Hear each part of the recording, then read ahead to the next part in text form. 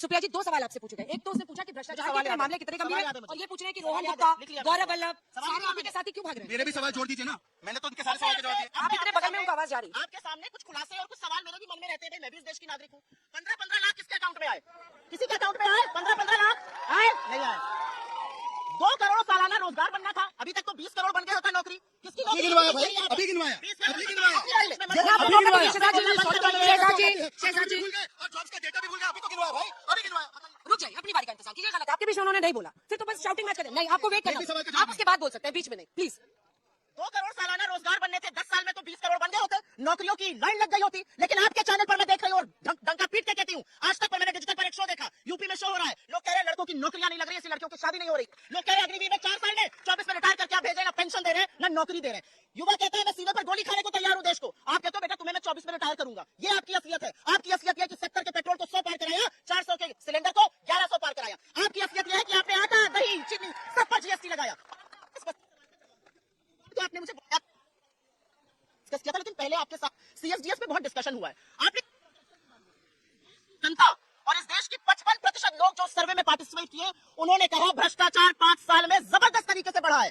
ED, CBI, income tax विपक्ष के लिए है। जो इनको ज्वाइन कर लेगा वो पाक साफ हो जाएगा। मैं कुछ सवाल पूछ लेती हूँ छोटे छोटे। शारदा स्कैम की बुकलेट निकाली थी हेमंत बिस्वा शर्मा के खिलाफ, ज्वाइन कर लिया, धुल गए। आप कहते थे अशोक चव्हाण ने बहुत बड़ा घोटाला किया है आदर्श का, आपके यहाँ आए साफ सुथरे हो गए। आप कहते थे नारायण राणे ने लैंड का स्कैम किया है, अरे करते एजेंसी से काम, आपके यहाँ आए साफ हो गए। आप कहते थे शुभेंदु अधिकारी चिटफंड स्कैम में शामिल है, आपके यहाँ आए तो साफ हो गए। सवाल इस बात का है कि ये देश देख रहा है, वॉशिंग मशीन जो लगातार घन चल रही है, वो देश देख रहा है। और देश ये भी देख रहा है कि नरेंद्र मोदी जी युवाओं के बारे में, गरीबों के बारे में, मणिपुर के बारे में, महिलाओं के बारे में चिंता नहीं करते। गौरव वल्लभ पे कुछ नहीं बोल देती हूँ, उनके बारे में बोल देती हूँ। देखिए ये जो लड़ाई हम लड़ रहे हैं ना, जहाँ 3.25 मिनट निशब्द होकर सुना जाता है, सुनते हैं लोग, उस लड़ाई को लड़ने के लिए बड़ा कलेजा चाहिए। वो लड़ाई सबके बस की बात नहीं है। जो कायर थे वो जाएंगे। और मैं एक और बात कहती हूँ, सीना ठोक के कल जाना है आज जाओ, क्योंकि इस लड़ाई में आप जैसे कायरों की जगह नहीं है। इस लड़ाई में जो सीना ठोक कर और गोली खाने की मदद रखता है, उसकी जो कल तक आपके साथ था उसको कायर बोलने में आपको जरा भी हिचक बिल्कुल भी नहीं, बिल्कुल क्या केस है उनके खिलाफ? किस डर से गए वो? मैं बता रोहन गुप्ता को टिकट भी दिया था। सत्ता की लोलुपता, सत्ता की लोलुपता, सत्ता का मलाई चाटना बहुत लोगों को अच्छा लगता है। सत्ता की मलाई खाकर ही तो ज्योतिरादित्य जी वहां गए। कोई प्रेम थोड़ी होगी। अगले सवाल पे छोटा सा जवाब फिर आपके पास जा रहा हूं। अपना भी टाइम गिनिएगा सुप्रिया जी, अपना टाइम आप गिनती नहीं है। गिनूंगा। कौन कन्विंस करता है जनता को, इस पर है बात। कौन जनता को कन्विंस कर पाता है, अपनी तरफ ला पाता है, किसके बोलने से वोट में इजाफा होता है? शहजाद पूनावाला, उनकी पार्टी को आप घेर रही है नौकरियों पर। सवाल है कि आपका टेम्पलेट क्या है?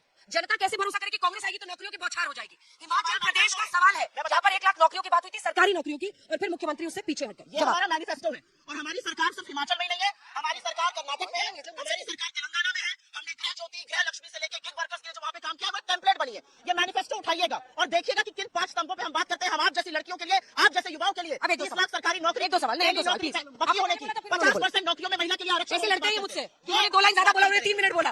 अंजना जी एक वाक्य, अंजना जी एक वाक्य तो बोलने दीजिए। सर मेरा सवाल आपसे है कि 2019 की नीति आयोग की मीटिंग में मोदी जी ने बोला था 2024 तक हम 5 ट्रिलियन इकोनॉमी ले जाएंगे, डॉलर इकोनॉमी। लेकिन आज जो मौजूदा इकोनॉमी है वो 3.7 है, तो कहाँ गई इकोनॉमी? अभी तक 5 ट्रिलियन इकोनॉमी, डॉलर इकोनॉमी क्यों नहीं? लाने वाले थे 22 में। अब मैं बात रख लूं,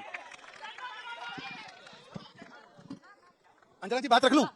अब देखिए, सबसे पहले मैं आपके भी सवाल पे आऊंगा, क्योंकि अनलाइक कोई और प्रवक्ता मैं अपने सवालों से भागता नहीं, हर एक का जवाब देता हूं। कुछ लोगों को अपने सवाल से भागने की आदत है। अभी तक कंगना रनौत पर एक जवाब नहीं आया, चलिए छोड़ देते हैं उस बात को। अब मैं बोलना चाहता हूं, इन्होंने पहले कहा कि आपके यहाँ आते साफ हो जाते हैं, आपके यहाँ आते साफ हो जाते हैं। मैडम ये बताइए कि आपके यहाँ पर सारे गंदे कपड़े जमा करके रखे हैं भाई? आप अपने गंदे कपड़ों को निकालते क्यों नहीं? या उनकी गंदगी तभी नजर आती है जब वो दूसरी जगह चले जाते हैं? दूसरी बात मैं पूछा जाता हूँ, आज इससे पूछा जाता हूँ, इन्होंने हेमंत बिस्वा शर्मा का नाम लिया। हेमंत बिस्वा शर्मा 2014 में, सुन लीजिए मैं आ रहा हूँ आपके सवाल पे। हेमंत बिस्वा शर्मा के ऊपर सीबीआई ने उनको विटनेस के रूप में बुलाया था और उन्होंने सोनिया गांधी को भी बताया था। अब आप उनको रिटेन नहीं कर पाए। और देखिए ना, अब रोहन गुप्ता और जो गौरव वल्लभ जो कल तक इनके साथी थे, उनके विषय में ये बोल रही हैं, तो आप समझ सकते हैं कि कंगना रनौत तो इनकी पार्टी में भी नहीं है, उनके विषय में क्या क्या बोला होगा इसी का प्रमाण मिल जाता है। परंतु मैं सवाल पूछा जाता हूँ, एक आखिरी सवाल। देखिए, इन्होंने मैनिफेस्टो उठाई लिया आखिर में। मैनिफेस्टो में इन्होंने अभी रोजगार का तो डेटा मैंने दिया, मैं अकेला व्यक्ति जो डेटा से बात कर रहा है। इन्होंने लिखा है कि 1 लाख रुपए हर बेरोजगार को देंगे। अगेन प्रवीण चक्रवर्ती को जब पूछा गया इसका बजट क्या है, तो उन्होंने कहा 1 लाख करोड़ इसका बजट है। मतलब कि इस देश में इन्होंने स्वीकारा है कि 1 करोड़ लोग, 140 करोड़ लोग में 1 करोड़ लोग ही इनके हिसाब से बेरोजगार है। आप मानती है, स्वीकारती है? वरना बताइए कि आपने 1 लाख जो रुपए बोले हैं उसका बजट क्या है? और इसीलिए नहीं बजट बताती है क्योंकि जो इन्होंने वादे कर्नाटक में किए थे, इनसे पूछे कि कितने घरों का बिजली बिल हाफ किया, नहीं जवाब दे सकते। हिमाचल में कितनी महिलाओं को 1500 रुपए दिया, नहीं बता सकते। कर्नाटक और हिमाचल मिलाकर इनकी एक महिला मंत्री है, तो महिलाओं का उद्धार छोड़ दीजिए। तो संदेश खाली पर चुप रहे और शाहजहां शेख के साथ खड़े रहे। हमने दिग्विजय सिंह पर कार्रवाई की, पर इन लोगों ने लाल सिंह को लिया। लाल सिंह वो व्यक्ति है जिन्होंने 8 साल की बच्ची के रेपिस्ट के साथ खड़े होने का काम किया, उसको टिकट दे दिया। आज किस मुंह से ये बोलती है? ठीक है, पूछिए लाल सिंह को टिकट कैसे दिया? मेरा सवाल ऑपोजिशन से है मैम, जैसे आपने बोला कि जो ईडी और सीबीआई है वो मोदी गवर्नमेंट के बीजेपी बनाना पड़ता है। बहुत बहुत आप करती हूँ, क्योंकि पूरी डिबेट लिंक हो जाए। बता दीजिए, हुटिंग के लिए बैठा है तो बता दीजिए। किसी ने नहीं बनाया। हेलो, एक सेकंड, ये सभी कॉलेज के बच्चे जिन्हें हमें बुलाया, प्लीज ये गलत तरीका है। नहीं, जनता पर सवाल मत करें, आपसे मैं कह रही हूँ डायरेक्ट बात मत कीजिए प्लीज। शहजाद जी, उनको भरोसा नहीं है सुप्रिया पर, पता नहीं। मेरा सवाल सुप्रिया मैम से है। मैम, जैसे आपने बोला कि ऑपोजिशन बोल रहा है कि जो ईडी और सीबीआई है वो मोदी गवर्नमेंट के हिसाब से काम ले रहे हैं, बट अगर हम कंपेयर करें इंदिरा गांधी जी की गवर्नमेंट के हिसाब से, उन्होंने तो प्रेस फ्रीडम पे भी लगाम लगा दी थी और बहुत सारे ऑपोजिट पार्टी के नेताओं को भी जेल में बंद कर दिया। इस हिसाब से आप कैसे कह सकते हैं कि मोदी गवर्नमेंट के हिसाब से सारी ये सब चीजें चल रही है? मुझे नहीं पता आपकी उम्र क्या है। 21 साल की लड़की है, उसका नाम है दिशा रवि। वो क्लाइमेट एक्टिविस्ट है, वो क्लाइमेट एक्टिविज्म पे काफी बात करती है। उसको दिल्ली पुलिस, अमित शाह की दिल्ली पुलिस पकड़कर दिल्ली ले आई थी, क्योंकि उनको लगता था वो एक अंतरराष्ट्रीय साजिश का हिस्सा है। और जब तथ्य नहीं मिले तो दिल्ली पुलिस को दुम दबाकर उसको छोड़ना पड़ा, कोर्ट के अंदर मानना पड़ा। उनके पास कोई तथ्य और सबूत नहीं थे। ये डर है सरकार का। और आपने एक अच्छी बात पूछी, आपने स्वतंत्रता अभिव्यक्ति की बात पूछी। आप लोग पता नहीं कितने लोग बच्चे यहाँ से मैक्लोडगंज या लद्दाख या ऐसी जगह गए हैं। मैं आपसे बात पूछती हूँ, लद्दाख ले कभी जाइएगा तो वहां पर एक व्यक्ति है सोनम वांगचुक। आपने सबने 3 इडियट्स देखी होगी। 3 इडियट्स में जो आमिर खान का किरदार है वो उन पर ही आधारित है। सोनम वांगचुक ने 21 दिन का फास्ट किया, 21 दिन का व्रत किया। लद्दाख की जनता सड़कों पर है आज की तारीख में। 3 लाख की जनता है, 10% लोग आज भी सड़क पर है और कहते हैं कि चीन घुस आया है, हमारे चरवाहे जा नहीं पा रहे, सरकार को 6 शेड्यूल में हमें शामिल करना चाहिए। उनकी बात तो करना दूर, उन पर कोई डिबेट नहीं है। प्रधानमंत्री मोदी को कोई फर्क नहीं पड़ता कोई जिए या बढ़े, चाहे मणिपुर हो और चाहे लद्दाख हो, ये मोदी जी के लिए। बच्ची का सवाल इमरजेंसी पर था, इमरजेंसी पर था। ऐसा नहीं कि यंग है तो इमरजेंसी नहीं, इमरजेंसी के बारे में पढ़ा। बहुत कुछ और आप लोग से हाथ उठाइएगा, मैं उधर भी आऊंगी जो लोग खड़े हैं। एक चीज मैं और कहना चाहती हूँ, आप लोगों में जिसका मन हो मुझसे खड़े होकर सवाल पूछिएगा। अगर आपको उनकी बात अच्छी लगे खूब ताली बजाइएगा, मुझे भी हुट करिएगा। मैं आपको किसी का, मैं इंडिपेंडेंट इंडिया में युवा को किसी का हुटिंग करने वाला स्टूज कभी नहीं कहूंगी। बिल्कुल ये बात नहीं करूंगी। आप करिएगा, ये आपकी स्वतंत्रता है। ये देश दुनिया का सबसे युवा देश है। यहाँ पर आपको हुटिंग करने की भी आजादी होनी चाहिए, ताली बजाने की भी आजादी होनी चाहिए। अंजना जी, किसी के बात की बकवास अंजना जी, इमरजेंसी पर था। वो बच्ची पूछ रही थी कि जिस पार्टी ने देश में इमरजेंसी लागू किया। सवाल का जवाब सुनिए। मेरे नेता ने कहा है कि इमरजेंसी एक काला अध्याय था।